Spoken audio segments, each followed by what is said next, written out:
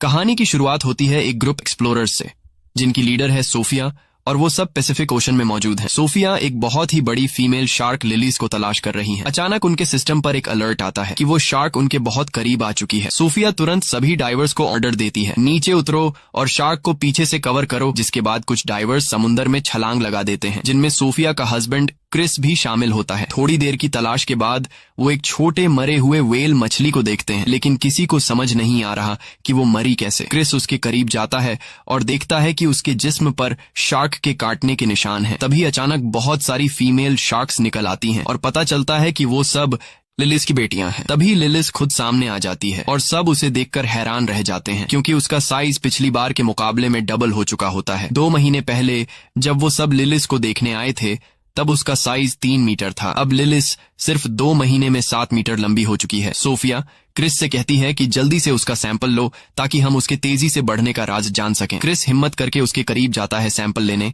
लेकिन लिलिस तुरंत उस पर हमला कर देती है। उसी वक्त क्रिस और सोफिया के बीच कनेक्शन कट जाता है। सोफिया बहुत परेशान हो जाती है और खुद समुंदर में उतर जाती है ताकि अपने हस्बैंड को ढूंढ सके। वो जैसे ही नीचे जाती है, उसे क्रिस का कटा हुआ बाजू मिलता है और वहां और किसी डाइवर का कोई नामो निशान नहीं होता। वो समझ जाती है कि वो सब शार्क की खुराक बन चुके हैं, मगर वो हिम्मत नहीं हारती और फैसला करती है कि किसी तरह उस शार्क से सैंपल लेकर ही रहेगी। वो लिलिस के करीब पहुंचती है और सैंपल लेने की कोशिश करती है, लेकिन शार्क उस पर भी हमला कर देती है। सोफिया खुशकिस्मती से एक जाल में फंस जाती है, लेकिन शार्क जाल को खींचती हुई समुंदर की गहराइयों में ले जाती है। किसी तरह से वो जाल से निकलने में कामयाब हो जाती है और खुद को बचा लेती है। फिर 3 साल बीत जाते हैं और हम पहुंचते हैं पेरिस, जहां 2 नौजवान लड़के सीन नदी में मछलियां पकड़ रहे होते हैं। लेकिन अचानक उनके जाल में एक बम आ जाता है। ये देखकर वो दोनों लड़के पुलिस को इस बम की खबर देते हैं। बम की खबर सुनकर रिपोर्टर्स भी वहां आ जाते हैं। तभी पुलिस आकर लोगों को समझाती है कि वर्ल्ड वॉर 2 के दौरान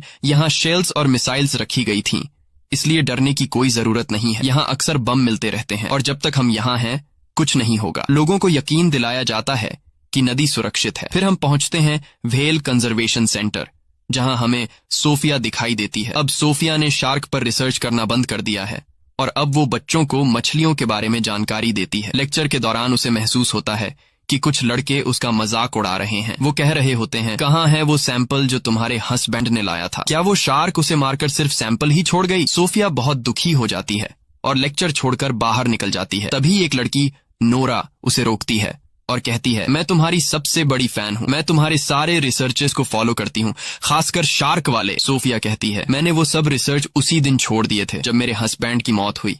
उन दिनों की याद मत दिलाओ, मुझे तकलीफ होती है। वो जाने लगती है, लेकिन नोरा कहती है, मैंने पता लगाया है कि तुमने लिलीज के शरीर में एक ट्रैकर डिवाइस लगाई थी। सोफिया हैरान रह जाती है। इसके बाद नोरा उसे अपनी ऑर्गेनाइजेशन ले जाती है ताकि डिटेल में बात कर सके। हमें पता चलता है कि नोरा ने समुद्री जीवों को बचाने के लिए एक ऑर्गेनाइजेशन बनाई है। वो समुद्र में रहने वाले जानवरों से बेहद प्यार करती है।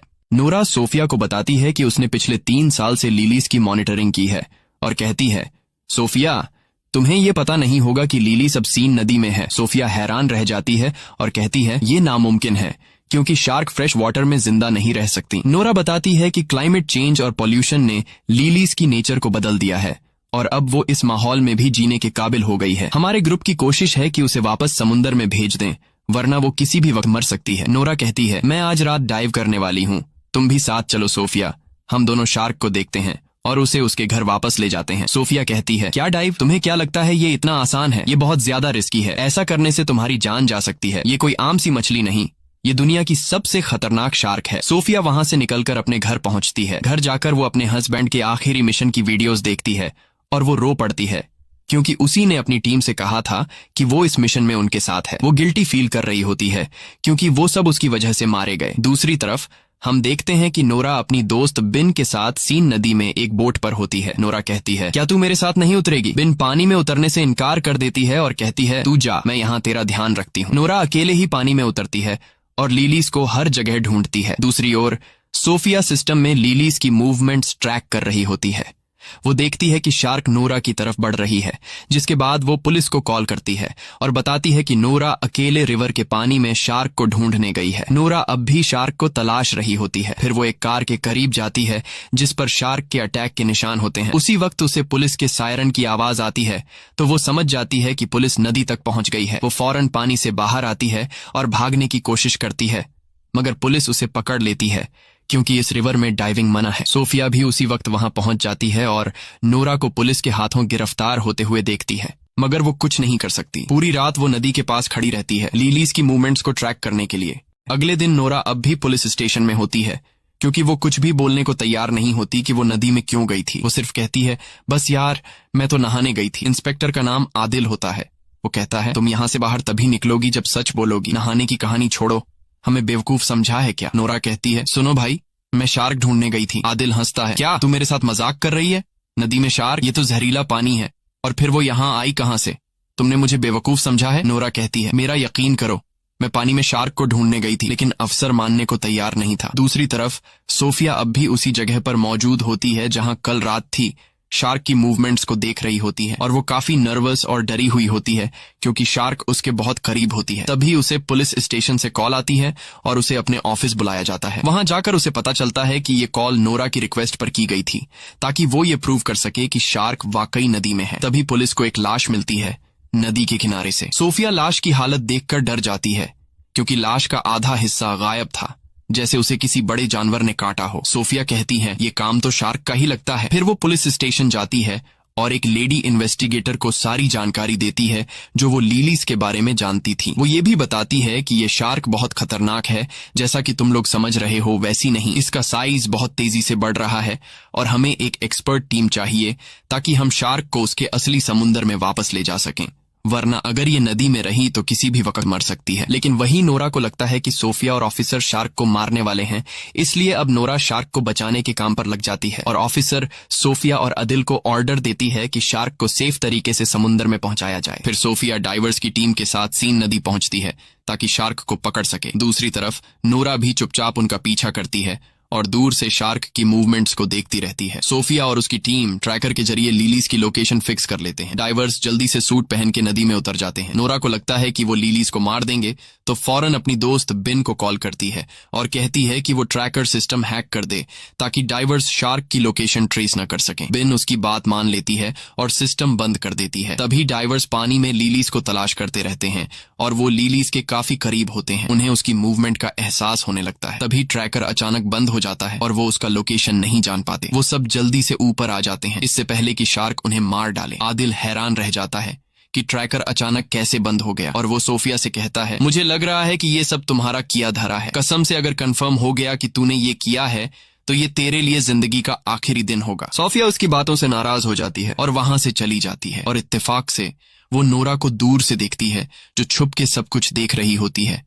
तो वो फौरन समझ जाती है कि उसी ने ट्रैकर का सिस्टम खराब किया है। रात को आदिल अपनी अफसर से बात कर रहा होता है और कहता है कि हमें दरिया के आसपास सब रुकावटें लगा देनी चाहिए जब तक हम उस शार्क तक नहीं पहुंचते। तो वो कहती है कि हम नदी का किनारा बंद नहीं कर सकते क्योंकि कुछ दिनों बाद यहाँ एक बहुत बड़ा रेस फेस्टिवल शुरू होने वाला है जिसे हम किसी भी हालत में रद्द नहीं कर सकते। पता चलता है कि ये फेस्टिवल एक बड़ी स्विमिंग रेस है जो सीन नदी में होने वाली है और इसमें देश के सबसे प्रोफेशनल स्विमर हिस्सा लेने वाले हैं। जाहिर है कि सिटी मेयर इस फेस्टिवल को कैंसिल नहीं करेगी क्योंकि इस पर $1 अरब से ज्यादा डॉलर खर्च हो चुके हैं। आदिल बहुत मायूस हो जाता है और सोफिया के बारे में सर्च करता है और उसे सब कुछ पता चल जाता है कि उसके आखिरी मिशन के बाद क्या हुआ था। उसका हस्बैंड और पूरी टीम मर गई और वो अब भी खुद को कसूरवार मानती है। आदिल बहुत दुखी होता है कि उसने उसके साथ सख्त बात की और उसे नाराज करके भेज दिया। अगले दिन नूरा एक वीडियो बनाती है जिसमें वो शार्क के साथ हो रहे जुल्म पर बात करती है। वो कहती है कि हर साल लाखों शार्क मार दी जाती हैं ताकि ब्यूटी प्रोडक्ट्स और अमीरों के खाने बन सकें। ये क्रिएचर भी इंसानों की तरह जीने का हक रखती है। वो अपने जैसे नौजवानों से कहती है कि वो उसकी ऑर्गेनाइजेशन में शामिल हों और लेलिस शार्क को समंदर वापस पहुंचाने में मदद करें। सरप्राइज ये होता है कि वीडियो को लाखों व्यूज मिलते हैं और उसकी टीम में सैकड़ों नौजवान शामिल हो जाते हैं। सबका एक ही मकसद होता है, लेलिस को सलामती से समंदर तक वापस ले जाना। फिर आदिल सोफिया से मिलता है और कहता है, मैं माफी चाहता हूँ अपनी बदतमीजी के लिए और वादा करता हूँ कि मैं तुम्हें सिटी मेयर से मिलवाऊंगा तुम उसे सब कुछ समझाओ। जिसके बाद आदिल सोफिया को मेयर से मिलवाने ले जाता है। सोफिया मेयर को सारा किस्सा सुनाती है और स्विमिंग रेस बंद करवाने की रिक्वेस्ट करती है, मगर मेयर कहती है कि हजारों फौजी वहां पर मौजूद होंगे और फेस्टिवल अपने टाइम पर ही स्टार्ट होगा, कोई शोर शराबा नहीं चाहिए। सोफिया गुस्से में आकर कहती है, ये फेस्टिवल कैंसिल होना चाहिए, वरना तुम सैकड़ों लोगों को मौत के मुंह में भेज दोगी। अगर वो लोग नदी में उतरे तो लेलिस एक एक करके सबको खा जाएगी, और तुम्हें अंदाजा भी नहीं है कि लेलिस दुनिया की सबसे खतरनाक शार्क है जिसे कोई भी काबू नहीं कर सकता। मेयर कहती है, देखो बहन, साफ साफ बात सुन लो, फेस्टिवल कैंसिल नहीं होगा, सरकार ने $1 मिलियन खर्च किए हैं इस पर। फिर मेयर पुलिस को ऑर्डर देती है कि किसी भी कीमत पर उस शार्क को मार दिया जाए। पुलिस सोफिया से मदद मांगती है तो सोफिया कहती है, मैं एक प्लान बनाऊंगी कि हम उसे नदी से निकालकर समंदर ले जाएं, मगर उसे मारा नहीं जाएगा। वो एक प्लान बनाती है जिसमें खास फ्रीक्वेंसीज के जरिए शार्क को ट्रैप किया जाएगा और थोड़ी देर के लिए बेहोश करके उसे समंदर में शिफ्ट कर दिया जाएगा। मगर प्लान शुरू होने से पहले बेन आ जाती है और वो मान जाती है कि उसने ही ट्रैकर सिस्टम खराब किया था और अब उसे पछतावा हो रहा है। लेकिन मसला सिर्फ ये नहीं, नूरा ने लेलिस का लोकेशन ट्रेस कर लिया है और वो आज ही उसे समंदर की तरफ ले जाने का प्लान बना रही है। वो बताती है कि शार्क इस वक्त सीवरेज के टैंक के पास है। वो सोफिया और पुलिस से कहती है कि वो नूरा को रोकें, क्योंकि वहां कुछ नौजवान भी मौजूद होंगे जो नूरा को सपोर्ट करने आए हैं और वो जगह बहुत खतरनाक है क्योंकि वो सीवरेज एरिया बहुत तंग है। सोफिया कहती है, अच्छा हुआ तुमने हमें ये बताया, और वो यकीन दिलाती है कि वो अपनी दोस्त को बचाएंगी। रात को हम देखते हैं कि नूरा, बेन और ऑर्गेनाइजेशन के बाकी लोग सीवरेज एरिया में पहुंच चुके हैं और मिशन के लिए तैयार हो रहे हैं। बेन थोड़ी नर्वस लग रही होती है, जैसे कुछ छुपा रही हो, मगर वो कहती है, मैं बस तुम्हारे लिए परेशान हूँ। फिर नूरा पानी में उतरती है ये साबित करने के लिए कि शार्क इंसानों के लिए खतरनाक नहीं होती। अब वो लेलिस का इंतजार करने लगती है। उसी वक्त सोफिया, आदिल और पुलिस वहां पहुंच जाते हैं और उससे कहते हैं, फौरन पानी से बाहर आओ, मगर वो लड़की जिद करती है कि वो मिशन पूरा करेगी। सोफिया उस पर चिल्लाती है, जो तुम कर रही हो वो गलत है, ये शार्क तुम्हारी सोच से भी बड़ी है, वो तुम्हारा सोनार डिवाइस और तुम्हें जिंदा खा जाएगी। इसी वक्त नूरा के पास एक शार्क नजर आती है। सोफिया फौरन समझ जाती है कि ये छोटी शार्क लेलिस की बेटी है, लेकिन नूरा बहुत एक्साइटेड होती है और शार्क के करीब जाती है और उसे छूने लगती है ताकि सोनार डिवाइस से उसका पता लगा सके। तभी अचानक आदिल पानी में छलांग लगा देता है ताकि नूरा को बचा सके, लेकिन अचानक शार्क गुस्से में आ जाती है और नूरा पर हमला कर देती है और उसे निगल जाती है। उसी समय पूरे इलाके में हलचल मच जाती है और सभी नौजवान डर के मारे वहां से भागते हैं और उनका जो फालतू सा प्लान था शार्क्स को बचाने का, वो इन्हें ले डूबता है। अब हर एक बंदा खुद को बचाने की कोशिश में लगा हुआ था, लेकिन बदकिस्मती से जगह तंग होती है और काफी लोग पानी में गिर जाते हैं और लेलिस और उसकी बेटी उन्हें मार देती हैं। हर तरफ पानी में इंसानों के टुकड़े नजर आ रहे थे। सारा पानी खून से लाल हो गया था। जैसे तैसे करके स्विमर थोड़े बहुत लोगों को बचा लेते हैं, लेकिन ज्यादातर लोग वो होते हैं जिनके हाथ या टांगें कट चुकी होती हैं, यानी वो सिर्फ बचा हुआ शरीर वापस ले आते हैं। फिर सब जख्मियों को पीरिस के हॉस्पिटल ले जाया जाता है, जहां सोफिया शॉक में खड़ी होती है और यकीन नहीं कर पा रही होती कि क्या हुआ। वो रोने लगती है, अपने शौहर और पुरानी टीम को याद करती है। तभी आदिल उसके पास बैठता है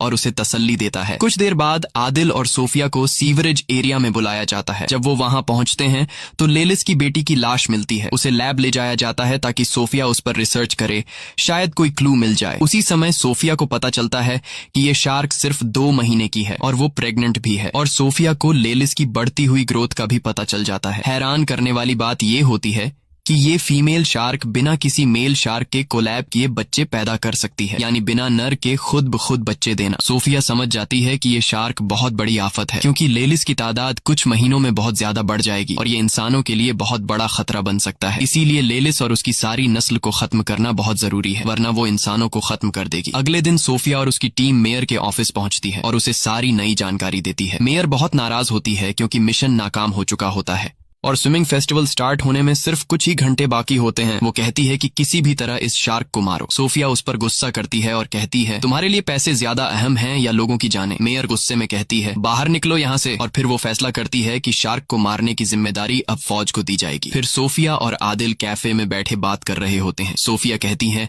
अगर फेस्टिवल को ना कैंसिल किया गया तो बहुत बड़ी तबाही हो जाएगी, क्योंकि मेयर पैसों की भूखी है और मुकाबला हर हाल में कराएगी। आदिल कहता है, चलो मिल के दुनिया बचाते हैं। वो दोनों प्लान बनाते हैं कि वो मेयर के बिना शार्क्स को मारेंगे। फिर आदिल अपने दोस्तों से बात करता है और उनसे मदद मांगता है। सब दोस्त राजी हो जाते हैं और एक टीम बनाते हैं। पहला काम ये होता है कि 2 बम एक्सपर्ट्स को बुलाया जाए ताकि वो पानी में डायनामाइट लगाए और उसी से लेलिस को मारा जाए। फेस्टिवल के दिन सोफिया, आदिल और पूरी टीम नदी में गोता लगाती है और शार्क्स की तरफ बढ़ते हैं ताकि बम खास उनके घर में लगा दें। उधर मेयर मेला ओपन कर रही होती है उसे कुछ भी पता नहीं होता आदिल और सोफिया के प्लान का। फौज भी अपनी बोट्स में तैयार बैठी होती है किसी भी हमले के लिए। सोफिया की टीम शार्क के मेन जगह तक पहुंच जाती है और वो वहां हजारों शार्क मछलियां देखती है। सोफिया अपनी टीम को कहती है कि रुक जाए क्योंकि शार्क इंसानी हरकत से खतरा महसूस करती है। दूसरी तरफ मेला शुरू हो जाता है और स्विमर पानी में कूद जाते हैं। सोफिया और उसकी टीम शार्क्स के बीच बम लगा देती है और जैसे ही काम खत्म होता है सब ऊपर जाने की कोशिश करते हैं। तभी एक शार्क आती है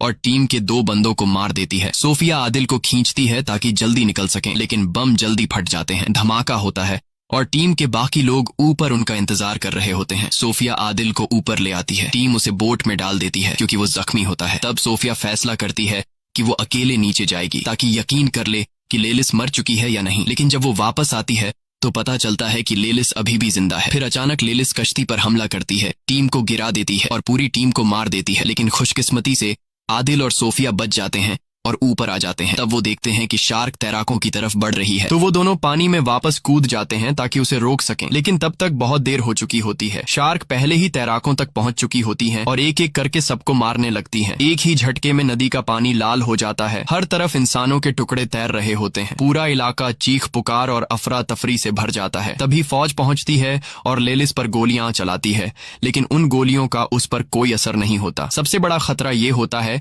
कि नदी के नीचे कई बम पहले से लगे होते हैं। अगर कोई गोली उन पर लग गई तो पूरा शहर उड़ जाएगा। और फिर वही होता है, एक गोली बम से टकरा जाती है और जोरदार धमाका होता है। पूरा शहर तबाह हो जाता है। धमाके की वजह से एक भयानक सुनामी आती है जो पूरे शहर को बहा ले जाती है। कई लोग डूबकर मर जाते हैं, जिनमें सोफिया और आदिल भी होते हैं। सोफिया पानी की सतह पर आती है और बेहोश आदिल को देखकर किसी सुरक्षित जगह ले जाती है। दोनों एक लोहे के बड़े टुकड़े पर चढ़ जाते हैं। कुछ देर बाद आदिल को होश आता है और वो पूछता है, हम कामयाब हो गए? शार्क मर गई ना? सोफिया उसकी तरफ देखती है। उसकी आंखों में आंसू होते हैं, लेकिन वो कुछ नहीं बोलती। आदिल चारों तरफ देखता है और सदमे में चला जाता है। पूरा पेरिस शहर डूब चुका होता है और हर तरफ शार्क मछलियां तैर रही होती हैं।